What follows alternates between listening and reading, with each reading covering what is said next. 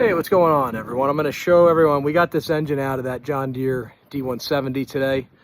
I'm going to show everyone quick also how to measure the shaft size on your engine. You're going to need a digital caliper for that, or just a regular caliper measuring device. I have a digital one. Now the battery's not working, so we're going to use the manual option, but I'll show you what I'm talking about here.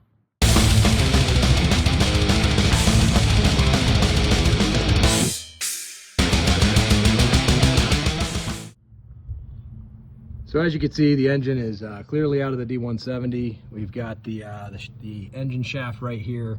So I want to get an idea what that shaft size is for the PTO and possibly other mowers it could fit on. So you can see there's a digital option. I have to put a new battery in it, but there's also the manual option right here. So we're right at 1 inch, but I'm going to show you everyone I'm talking about. So you can adjust this further out, further in. So we're going to bring it all the way in, right on that shaft. You see it goes around, then bring it off. You can see on this one, we're right at 1 inch. You can zoom in on those. Sorry for it's a little blurry there, but 1 inch, as we can see. Hope this helps everyone.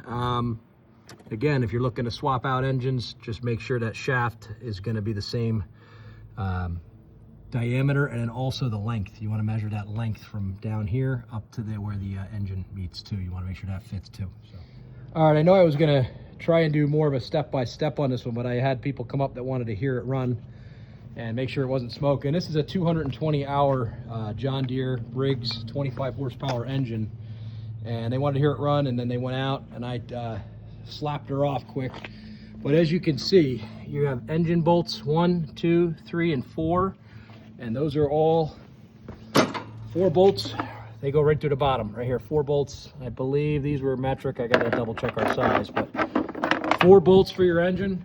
When you're disconnecting, you're also, what I do is I disconnect starter from the solenoid, which is right here. Disconnect that wire right there. We've got our electrical pins here and clip. We're gonna disconnect that as well. So that's disconnected. Fuel line. You got your fuel line disconnected.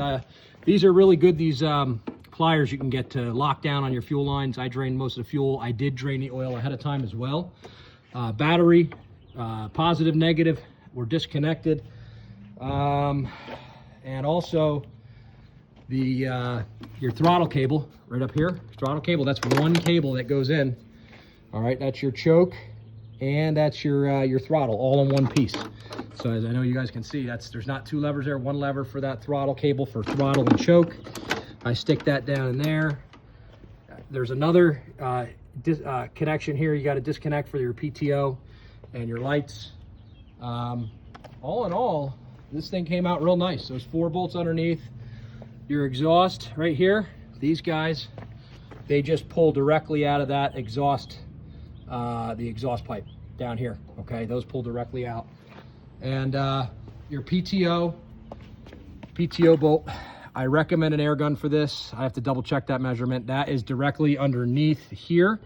That goes where I was just talking about. There's that bolt is going to go directly underneath here into the shaft. There's a shaft underneath here. I don't know if you guys can see that there. That guy I'm pointing to, that goes up and in there. That's your shaft. That goes directly up and in. So you get that out. And once all of that is disconnected, for the most part, your engine is out. Yeah, so basically, drain the oil. The first thing you do is take the battery out, drain the oil. I recommend starting the engine up, just let it run for a couple minutes so it heats up. It just drains a little bit easier when the oil's warm. And then pull your fuel line off, let that drain out as well. And it's actually, this engine that I have here was probably out, I'd say in about 30 minutes, 35 minutes. I already had the hood off ahead of time.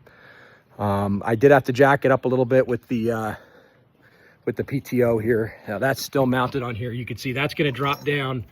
That PTO will drop down when you take that bolt out of there. So I have to get that off and disconnected too for the PTO.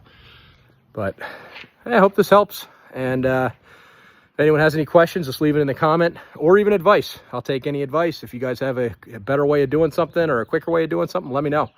I'm always open to different thoughts or advice. There's a lot of people that do this a lot more than I do. So, But all in all, easy peasy, just came right out. And we got a engine off this one. Mower deck came off the other day. This thing is going, parts are selling on it pretty quick. So hope everyone enjoys. And thanks again for watching. Have a good day. Take care.